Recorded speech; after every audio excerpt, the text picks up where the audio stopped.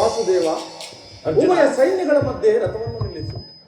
ನನ್ನೊಡನೆ ಯುದ್ಧ ಮಾಡಲು ಸಿದ್ಧರಾಗಿರುವ ವೀರ ಯೋಧರನ್ನೊಂದು ಸಾರಿ ನನಗೆ ತೋರಿಸು.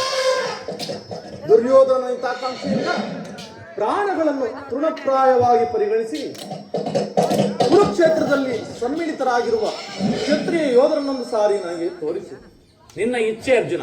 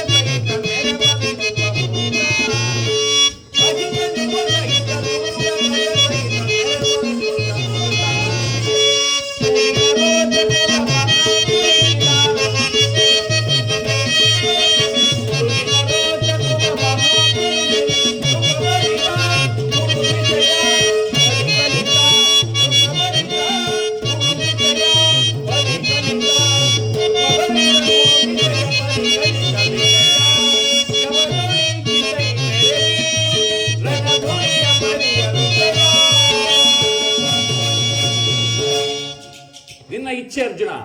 ಕೌರವನ ಚದುರಂಗ ಬಲ ಸಮೇತರಾದ ಸೈನ್ಯವು ಚಂಡಮಾರುತದ ಉನ್ಮೀತಳಾದ ಸಾಗರದಂತೆ ಕಾಣುತ್ತಿರುವುದು. ಇತ್ತ ನೋಡು ಪಾರ್ಥ, ದುರ್ಯೋಧನನು ತನ್ನ ಪ್ರಿಯರಾದ ಕರ್ಣ ದುಶ್ಯಾಸನನೊಡನೆ ಸೈನ್ಯವನ್ನು ಪರಿಶೀಲಿಸುತ್ತಿರುವುದು.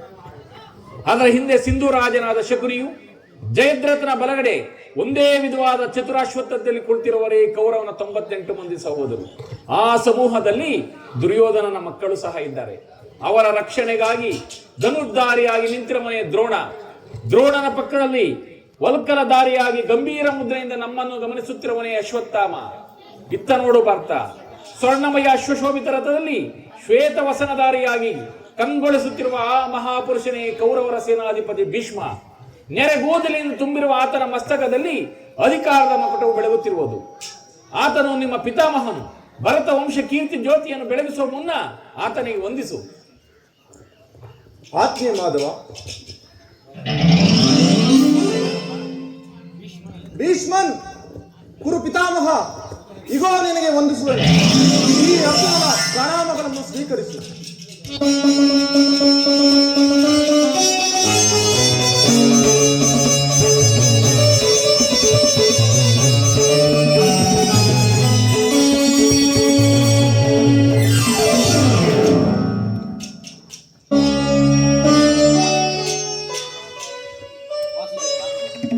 ವಾಸುದೇವ, ನನ್ನ ಜೀವನದಲ್ಲಿ ಎಂತಹ ಪವಿತ್ರವಾದ ಸಮಯ. ಈಗ ನನ್ನ ಮನಸ್ಸಿನಲ್ಲಿ ಹುಟ್ಟುತ್ತಿರುವ ಭಾವನೆಗಳನ್ನು ನಿನಗೆ ತಿಳಿಸಬಲ್ಲೆನಾದರೂ, ಆಹಾ, ಇದೇನು ಅರ್ಜುನನ ಪತನವೇ ಅಥವಾ ಉತ್ಥಾನವೇ? ಮಿತ್ರ, ಏನಾಯಿತು? ಏಕೆ ವಿಚಲಿತರಾಗಿರುವೆ?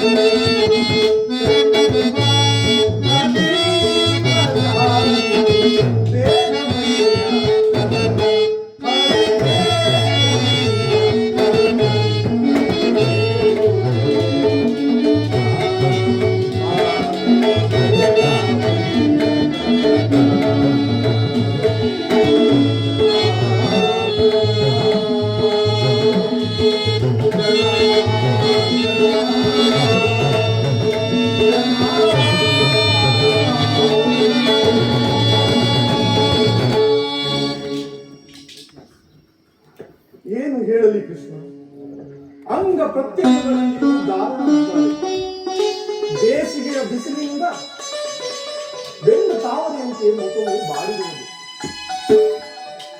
ಶರೀರದಲ್ಲಿ ಕಂಪನವು, ರೋಮಾಂಚನವು, ನಾಲಿಗೆಯು ಗಾಂಡಿಯು ನಾನು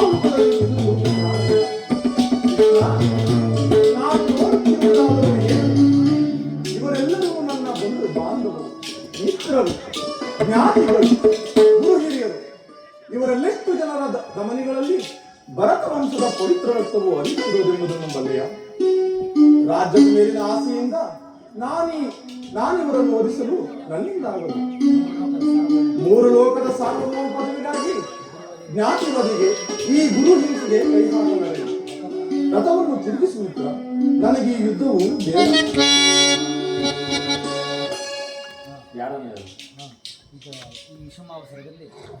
ಭಾರತ, ಈ ವಿಷಮಾವಸಾರದಲ್ಲಿ ನಿನ್ನಲ್ಲಿ ಇಂತಹ ಕಶ್ಮಲ ಭಾವ ಈಗ ಮೂಡಿ ಕ್ಷತ್ರಿಯ ವೀರನಾಗಿ ಹುಟ್ಟಿ ಅನಾರಿಯಂತೆ ವರ್ತಿಸುತ್ತಿವೆ. ತೆರೆದ ಸ್ವರ್ಗದ ಬಾಗಿಲನ್ನು ಬಿಟ್ಟು ನರಕದ ಮಾರ್ಗವನ್ನು ಹಿಡಿಯಬೇಡ. ನರನೆಂದು ಹೆಸರಾಗಿ ಏಡಿ ಎಂಬ ನಿಂದೆಯನ್ನು ಧರಿಸಲಾರೆ. ಈ ಅಜ್ಞಾನವನ್ನು ಈ ದೌರ್ಬಲ್ಯವನ್ನು ತಿಳಿಸು. ಯುದ್ಧಕ್ಕೆ ಸಿದ್ಧನಾಗ.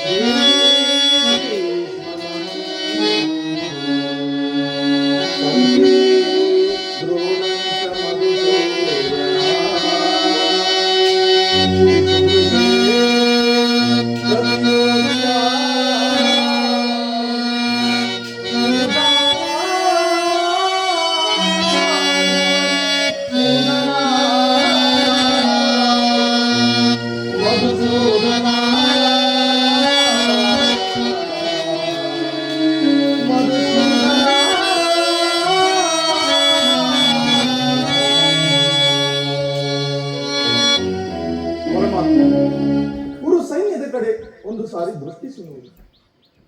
ಭೀಷ್ಮನು ನನ್ನ ಪೂಜ್ಯ ಪಿತಾಮಹನು, ಆಚಾರ್ಯ ದ್ರೋಣನು ನನಗೆ ಅಸ್ತ್ರ ಶಿಕ್ಷಣವನ್ನು ಕೊಟ್ಟ ಗುರು.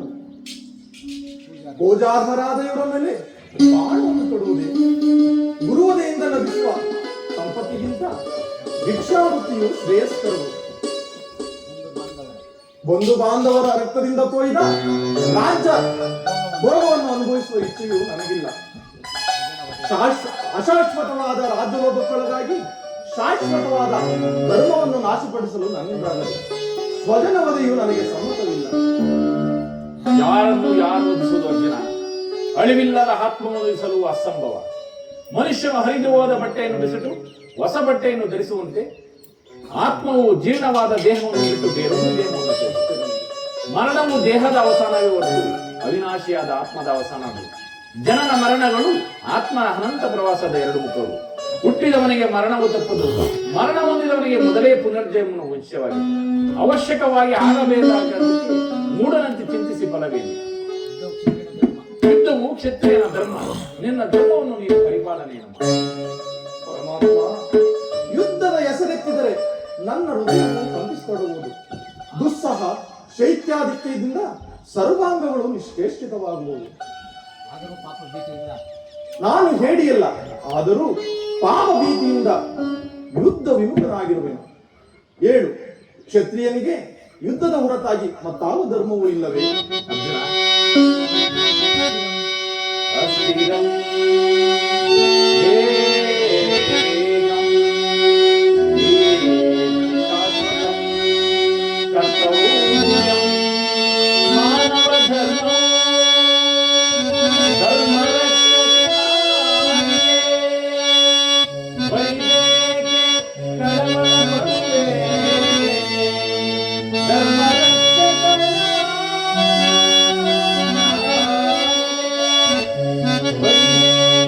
ಕಡಮ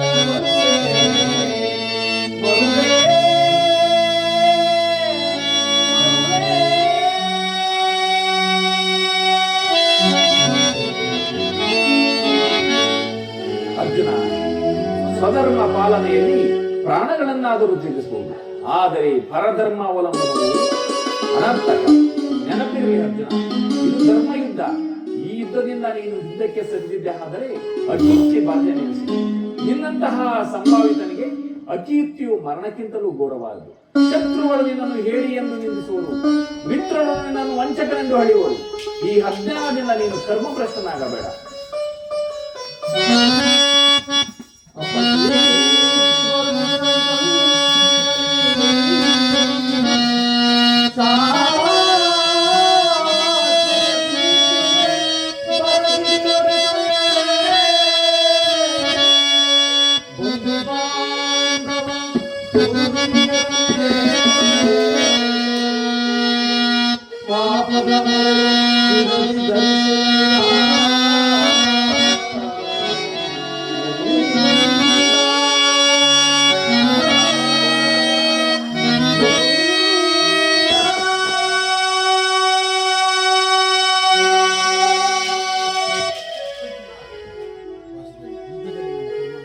ವಾಸುದೇವ, ಈ ಯುದ್ಧದಲ್ಲಿ ನನ್ನ ಕರ್ಮವೇನು?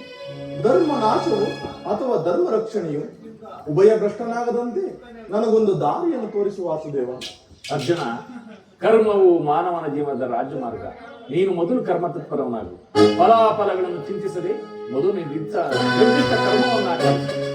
ಮಾನವನು ಕರ್ಮಕ್ಕೆ ಮಾತ್ರ ಅಧಿಕಾರಿ, ಫಲಾಫಲವು ಅವನ ಅಧೀನ. ಅನಾಸಕ್ತ ಸಿದ್ಧನಾಗಿ ಸಿದ್ಧಿ ಅಸಿದ್ಧಿಗಳಲ್ಲಿ ಸಮಾನ ಭಾವದಿಂದ ಕಾರ್ಯಗಳನ್ನು ಮಾಡುವುದೇ ಮಾನವನ ಕರ್ತವ್ಯ.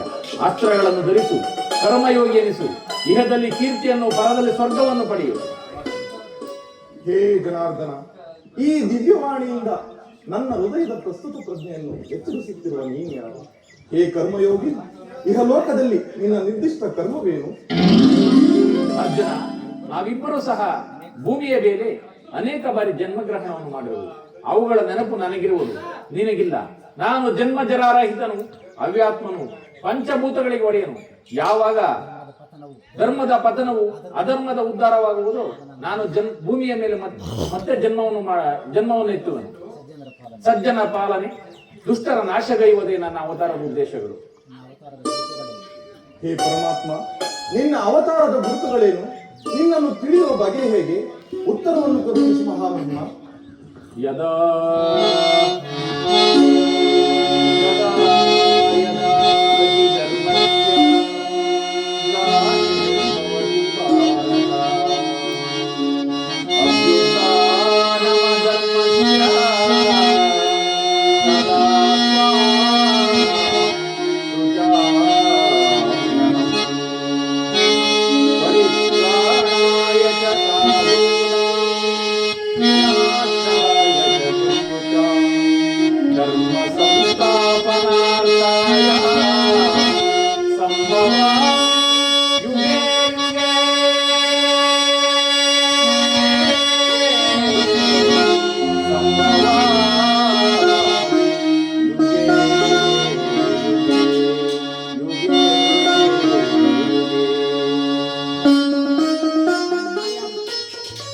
ಕಿರೀಟಿ, ನಾನು ಮಾಯಾರೂಪಿ, ದರಿದ್ರ ಎನಿಸಿ ಸರ್ವ ಪ್ರಪಂಚವನ್ನು ಧಾರಣ ಮಾಡುವುದು.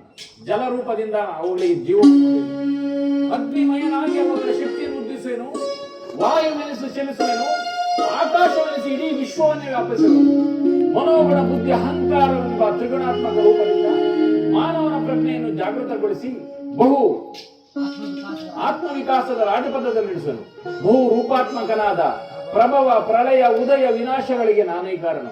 ಸರ್ವಾಂತರ ಯಾಮಿಯು ಸರ್ವಶ್ರೇಷ್ಠನೂ ಆದ ನಾನು ದಾರದಲ್ಲಿ ಮಣಿಸಮೂಹವು ಪೋಣಿಸಲ್ಪಟ್ಟಂತೆ ಇಡೀ ವಿಶ್ವವೇ ನನ್ನಲ್ಲಿ ಪ್ರೋತವಾಗಿರುವುದು. ನೀರಿನಲ್ಲಿ ರಸಾತ್ಮಕನು ನಾನು, ಸೂರ್ಯ ಚಂದ್ರರ ಕಾಂತಿಯು ನನ್ನದು, ಮನುಷ್ಯರಲ್ಲಿ ಪೌರುಷವು ನನ್ನದು. ದೇವತೆಗಳಲ್ಲಿ ಇಂದ್ರನು, ಪರ್ವತಗಳಲ್ಲಿ ಮೇರುವು, ಶಂಕರಲ್ಲಿ ವಿದ್ರುದ್ಧನು, ಋಷಿಗಳಲ್ಲಿ ಭೃಗುವು, ಪರ್ವತಗಳಲ್ಲಿ ಮೇರುವಲ್ಲ. ಅರ್ಜುನ, ನನ್ನ ವಿಭೂತಿಗಳು ಅಗಣ್ಯ, ಅಬೋಧ. ಅವುಗಳ ಅಲ್ಪಾಂಶದಿಂದ ಜಗತ್ತಿನ ಸೃಷ್ಟಿ ಸ್ಥಿತಿ ಲಯಗಳು ನಡೆಯುತ್ತಿರುವುದು. ಹೇ ಜನಾರ್ದನ, ನಿನ್ನ ನುಡಿಗಳಿಂದ ನನ್ನ ಮೋಹವು ನಾಶವಾಯಿತು, ನನ್ನ ಹೃದಯದ ಅಂಧಕಾರವು ಹರಿಯಿತು. ಹೇ ಯೋಗೀಶ್ವರ, ನಿನ್ನ ವಿಶ್ವರೂಪವನ್ನು ತೋರಿಸಿ ನನ್ನನ್ನು ಕೃತಾರ್ಥನನ್ನಾಗಿ ಮಾಡು ಪರಮಾತ್ಮ.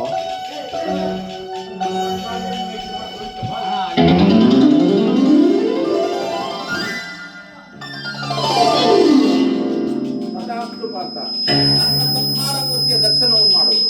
ಕುರುಕ್ಷೇತ್ರದ ಕಾಳ ಸ್ವರೂಪನೂ ಆದ ನಾನು ಕುರುಕ್ಷೇತ್ರದ ಯುದ್ಧದಲ್ಲಿ ಸಮ್ಮಿಳಿತವಾಗಿರುವ ಸಮಸ್ತ ಯೋಧರನ್ನು ಒಂದೇ ಬಾರಿ ಅಪೋಷಣೆಯನ್ನು ಮಾಡಿ ನನ್ನ ಉದರದಲ್ಲಿ ಧರಿಸಿಕೊಳ್ಳುವುದು. ನೀನು ನಿಮಿತ್ತ ಮಾತ್ರಕ್ಕೆ ಸಹಾಯಕನಾಗು, ಯುದ್ಧದಲ್ಲಿ ಜಯಶೀಲನಾಗು. ಎಂತಹ ಭಯಾನಕ ರೂಪವಿದೆ, ಎಂತಹ ಭಯಾನಕ ರೂಪವದು. ಮಾನವ ಚಕ್ಷುಗಳಿಂದ ಇದನ್ನು ನೋಡಲಾರನು ಪ್ರಭು.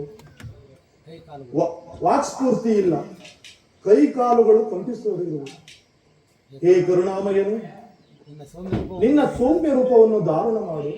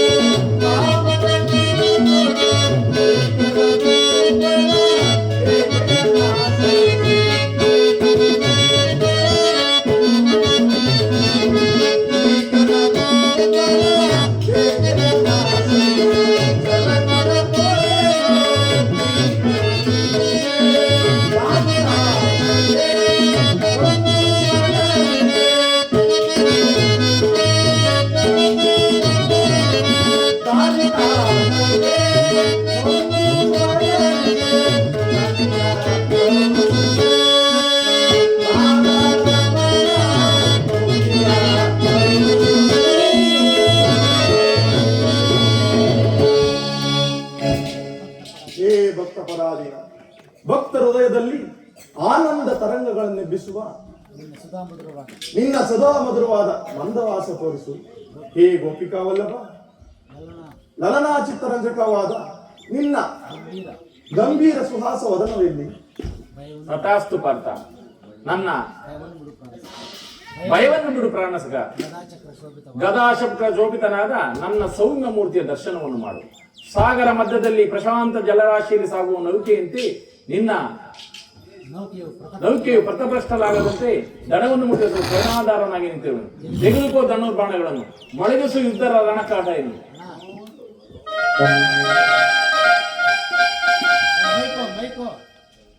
ನೋಡಲ್ಲಿ